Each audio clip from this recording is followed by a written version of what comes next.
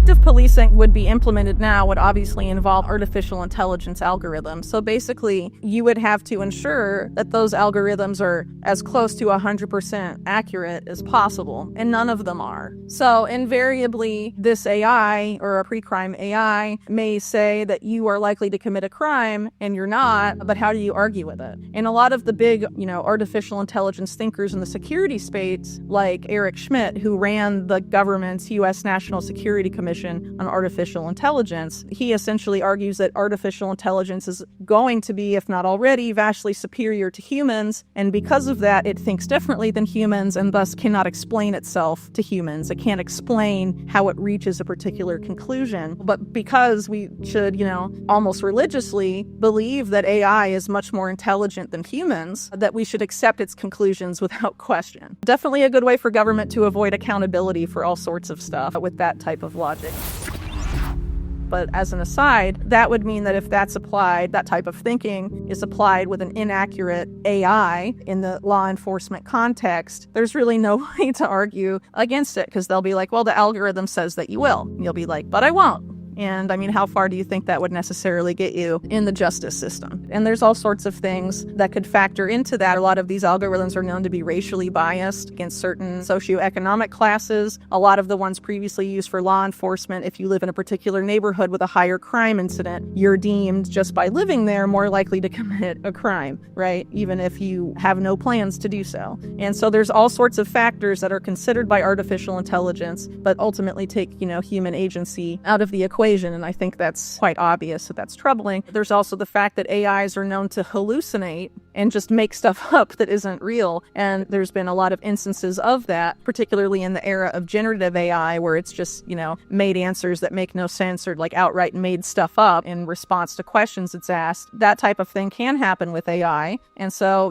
if you're going to outsource decision making that can ruin an entire person's life to an algorithm that isn't 100% accurate, should we do that as a society? And again, it's very hard to know how accurate these programs actually are. So for example, if the company says it's 90% accurate, that's the company saying it. Is it independently vetted? Really, none of these statistics about accuracy are independently vetted. And a lot of time, as we know, when it's a contract, obviously it seems most likely in the US context, such an AI would be given, it would be contracted from a private company. There's a lot of cronyism there. So somebody knows somebody and they get the contract, even though they're not really the ones that were the best business for the contract, right? So maybe they have an even less accurate algorithm. So even if you have one that's, let's say, 70% accurate, what do you do with the 30% of people they flag? And how do you determine their innocence if you're operating in a pre-crime scenario? Ultimately, it's not necessarily going to reduce crime. Larry Ellison was recently interviewed about how extreme AI surveillance like this will ensure that citizens are on their best behavior. And this is kind of the idea from which the name panopticon is derived, right? Which was originally a prison design. If you're constantly being watched and surveilled, even if you're doing nothing wrong, just knowing you're constantly watched will make you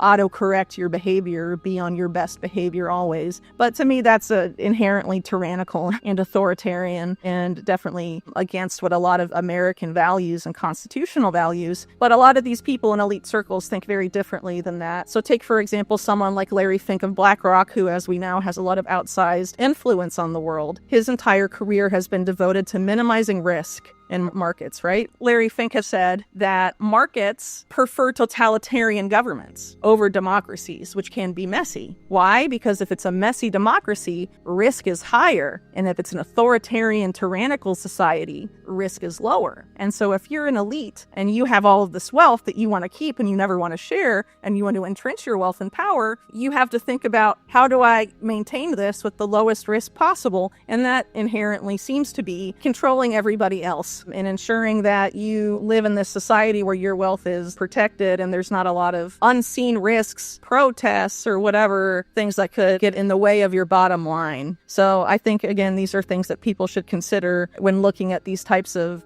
sales pitches, because, a lot of the argument for putting AI in charge of, major decision making, whether law enforcement or elsewhere, is that it's innovative, it's cost efficient, it's cheaper, but isn't necessarily better. And I think this is going to be an argument department that's going to be important going forward with the so-called Department of Government Efficiency to be headed by Elon Musk and Vivek Ramaswamy. A lot of those guys obviously have a lot of interest in particular AI algorithms and AI companies. Elon Musk in particular was recently funded very heavily by Larry Fink's BlackRock. And what if the Doge talking point becomes, by increasing efficiency, we're replacing a lot of the human workforce in government with AI? Would that actually functionally shrink government in terms of the size and influence and power that government programs have over people's lives? Or is it just, basically maintaining the same size, but you're reducing the human workforce and subbing them out for an AI? And I think people should definitely carefully consider a lot of the proposals coming forth of there, because a lot of these big Silicon Valley guys, Elon Musk included, his grandfather was actually the head of the Canadian branch of Technocracy Inc., which wanted to see the United States merge with Canada and Greenland and become basically a North American technate and basically have this system of experts and engineers and AI essentially, but this is sort of before AI was invented, but technocrats now argue for AI, that should run society instead of really a democratically elected government, ultimately, that it's better to have society sort of micromanaged by the experts, so to speak. And the undisputed expert on technocracy is Patrick Wood, for anyone that's interested in learning more about that in Technocracy Inc. and how it developed over time. It's been a very big interest to sort of these elite clans in the U.S. with a lot of influence, like the Rockefeller family and philanthropies, for example. And a lot of it is about sort of making everything, these days anyway, is about,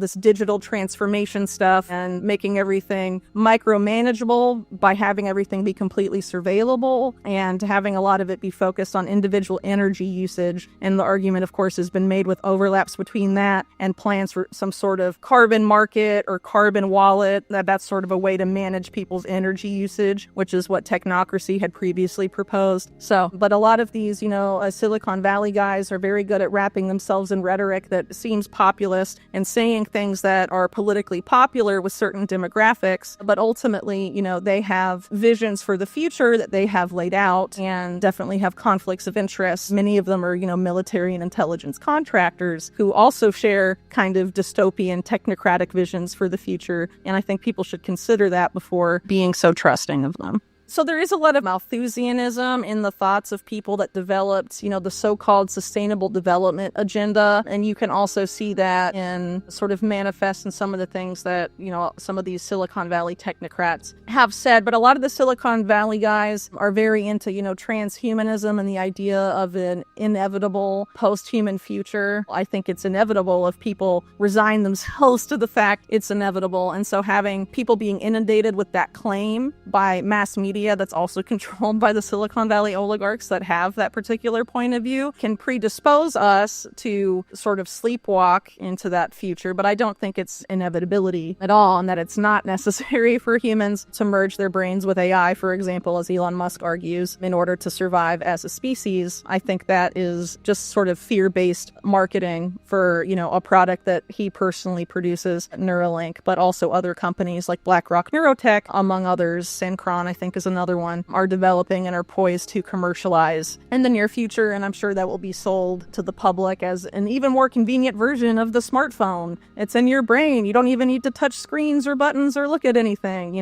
But I don't know how many people will actually adopt that, because presumably the stepping stone before that would be like the VR goggles, the Apple Vision Pros, the smart glasses, and all of that. And I haven't really seen people being interested in widely adopting that. So I think it would have to be something more economically forced on people at some point. So as far as Malthusianism go, there's sort of this idea that humanity has to disappear by merging itself with machines. There's also this view that the world can't support X billion number of people. The number has to be much smaller. And I think there's been a long-term effort to sort of engineer that idea. You have people like, forget his first name, his last name's Ehrlich. He wrote The Population Bomb. But back in the 70s, he said, very soon everything will collapse because of the population. And then, the world population greatly surpasses that, and it didn't happen. And there's sort of been this argument that's very common with people who sort of were in the past and since then have developed some development plans and things like that for the United Nations that make arguments that the world's population needs to be a lot smaller than it is right now for sustainable development, quote unquote, to actually be able to happen. I think sustainable development as it's sold to the public through groups like the UN, for example, are really not what they claim to be. It's not really sustainable development for the good of the planet and the people. A lot of it is really aimed at ensuring that people are onboarded to some type of digital control system for easier management of the masses, and particularly onboarding people onto types of surveillable, programmable digital money, whether that means a central bank digital currency or a private sector digital currency like a stable coin, for example. But all of that can be just as surveillable and programmable as CBDCs. And, once you take control of the money and can surveil all the money and program the money to only be able to be used to purchase products X, Y, and Z and not products ABC, for example, you can begin really micromanaging people and,